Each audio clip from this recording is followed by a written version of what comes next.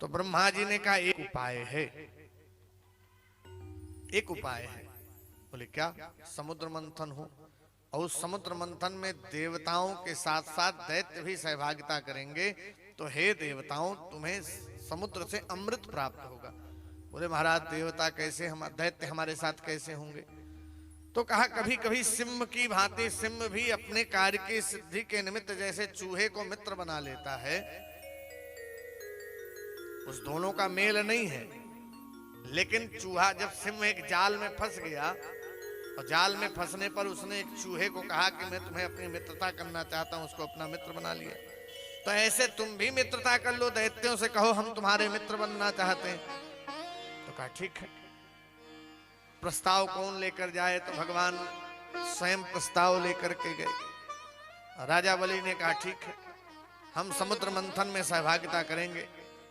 भगवान ने कहा देखो तुम्हें भी अमृत मिलेगा और देवताओं को भी अमृत मिलेगा, लेकिन ईमानदारी पूर्वक कार्य करना होगा। बोले ठीक है। और जो जो भाग प्राप्त होंगे आधा आपको आधा उनको। समुद्र के किनारे सब इकट्ठे हुए। अब जब आ गए तो हुआ कि अब मथानी आनी चाहिए। तो गरुण जी अपने पंजों में दबाए हुए मंदराचल पर्वत को ला रहे थे, और जैसे लाके मंदराचल पर्वत को समुद्र में डाला, अब मंदराचल पर्वत डूबने लगा। प्रभु प्रभु प्रभु देखिए डूब रहा है। तो उसी समय भगवान ने एक अवतार लिया, जिस अवतार को कहते हैं कच्छप अवतार।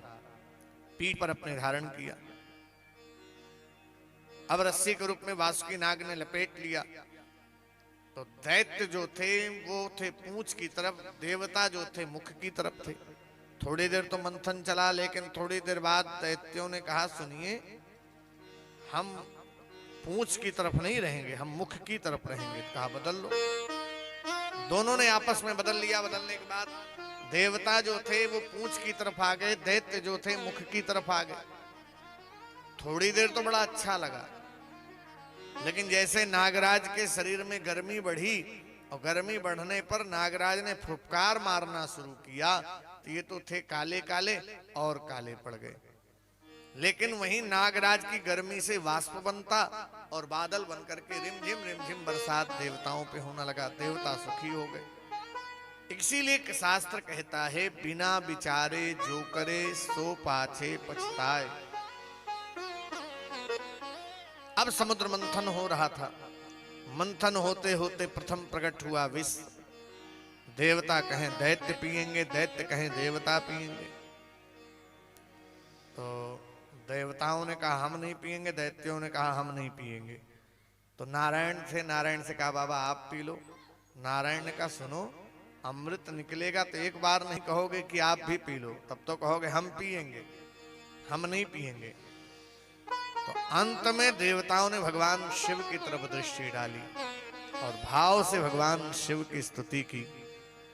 नमामि शमीशान निर्वाण रूपं विभुं व्यापकं ब्रह्म वेदस्वरूपं निजं निर्गुणं निर्विकल्पं निरीहं चिदाकाशमाकाश वासं भजेऽहं चिदाकाशमाकाश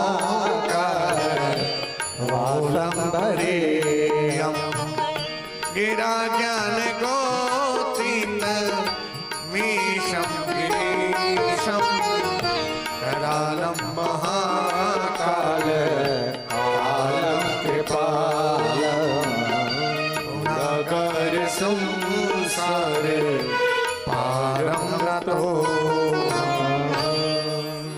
जैसे काकसुंडी जी ने भगवान शिव की स्तुति की थी, ऐसे आज स्तुति देवताओं ने की। भगवान शिव प्रसन्न हो गए, और जब भगवान शिव प्रसन्न हुए, प्रकट हुए, तो क्या करें? तो भगवान शिव ने विष को हाथ में ले लिया।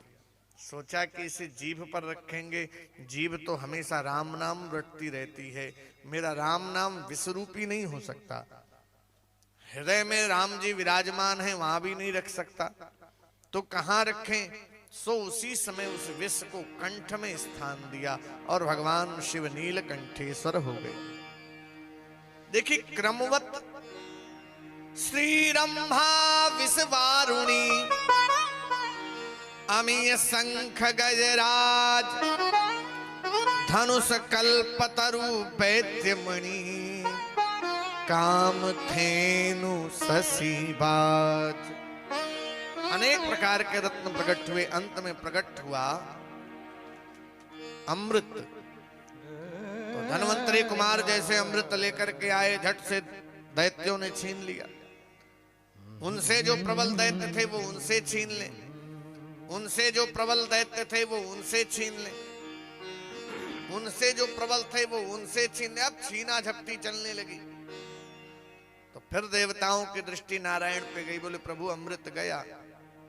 तो भगवान ने देखते ही देखते उसी पल का अवतार और ले लिया, जिस अवतार को कहते मोहिनी अवतार। बोले मोहिनी रूपी भगवान की जय हो। और जैसे ही भगवान मोहिनी रूप में चल करके आए, मोहिनी रूप में आकर के भगवान ने पायल झनकाते हुए, चूड़ी बजाते हुए भगवान जा रहे थे। जहां ये अमृत के लड़ रहे थे उसी पल कामनी पर मोहित हो गए। और कामनी रूपी मोहित जैसे मोहिनी दिखाई पड़ी, पूछा कौन हो तुम? तो कहा कि मैं यहीं पास के गांव की हूं, तुमको आपस में लड़ते देखा तो मैं सामने आ गई। लड़ क्यों रहे? बोले ये बड़े भैया हैं, सारा अमृत अकेले पी जाना चाहते, हमें नहीं पिलाना चाहते। अरे नहीं नहीं नहीं, सारी वस्तुओं को आपस में मिल बांट के लेना चाहिए। तो एक काम करो, तुम ही आपस में बांट दो, मिल बांट करके पिला दो। तो मोहिनी रूपी भगवान ने कहा देखो, ऐसे किसी स्त्री पर विश्वास नहीं करना चाहिए। बाल सखितम कारण हास्यम स्त्री जनवा सुदुष्कृत सेवा गर्द भयायानम संस्कृत वाणी सट सुनरो लघुता मुपयाति। बालकों से कभी मैत्री नहीं करनी चाहिए। शास्त्रों में वर्णन है, कभी बच्चों से मैत्री मत करो। दूसरा, अकारण हंसो मत। बहुत लोग ऐसे भी होते हैं, चुपचाप बैठे हैं हंसते रहते हैं, ये भी नहीं ठीक है। अकारण हंसना नहीं चाहिए। स्त्रियों से विवाद भी नहीं करना चाहिए। दुर्जन की सेवा नहीं करनी चाहिए। गधे की सवारी नहीं करनी चाहिए और गाली गलौज नहीं करना चाहिए। ये 6 काम मनुष्य को कभी नहीं करना चाहिए। और तुम ऐसे ही किसी स्त्री पर विश्वास कर रहे हो, ये ठीक नहीं है। नहीं नहीं, हमें तुम पर विश्वास है, तुम एक काम करो, हम में अमृत बांट दो। कहा लाओ, कहा बैठ जाओ। अब दैत्य बैठ गए तो फिर दैत्यों से पूछा वो कौन खड़े हैं? बोले वो देवता हैं। ये यहाँ क्यों खड़े हैं? बोले ये भी इसी के लिए आए थे। तो इनसे भी कहो ये भी बैठे, भाई सबको पिलाना है ना। हाँ हाँ बैठो। अब अमृत लेकर के भगवान दैत्यों की तरफ जाने लगे, देवताओं की तरफ। तो दैत्यों ने कहा उधर कहाँ, पहले हमें पिलाओ ना। बोले तुम पागल हो, ऊपर है पानी पानी और नीचे गाढ़ा गाढ़ा। पानी पानी हम उन्हें पिला देंगे, गाढ़ा गाढ़ा तुम्हें पिला देंगे। बोले ये ठीक है, जाओ। लेकिन जब पिलाते पिलाते आ रहे थे, बीच में राहु ने अमृत पी लिया। सूर्य चंद्र के मध्य में राहु देखा तो बोल पड़े, प्रभु प्रभु ये दैत्य है। जैसे कहा दैत्य है, सुदर्शन चक्र जी को प्रकट किया और राहु की गर्दन काट दी। अब जब राहु की गर्दन काट दी तो राहु ने उसी पल कहा, हे देवताओं, तुमने हमें पूर्ण रूप से अमृत का पान नहीं करने दिया, ठीक है जाओ, हम तुम पर समय आने पर ग्रहण करेंगे।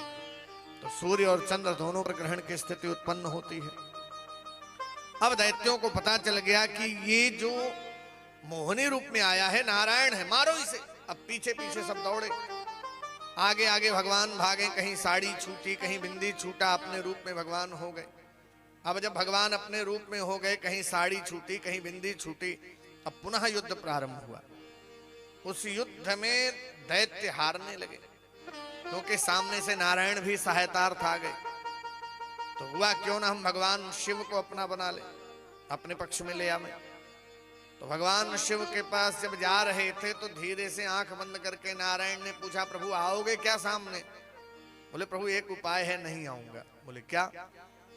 जिस मोहिनी रूप का दर्शन आपने उन देवताओं को कराया, दैत्यों को कराया, वो मोहिनी रूप का दर्शन हमें भी करा दो। भगवान ने कहा ठीक है। सो झट से भगवान मोहिनी बन करके शिवलोक के द्वार पर आ गए और पीछे से दैत्य भी आ रहे थे। भगवान शिव ने देखा कि मोहिनी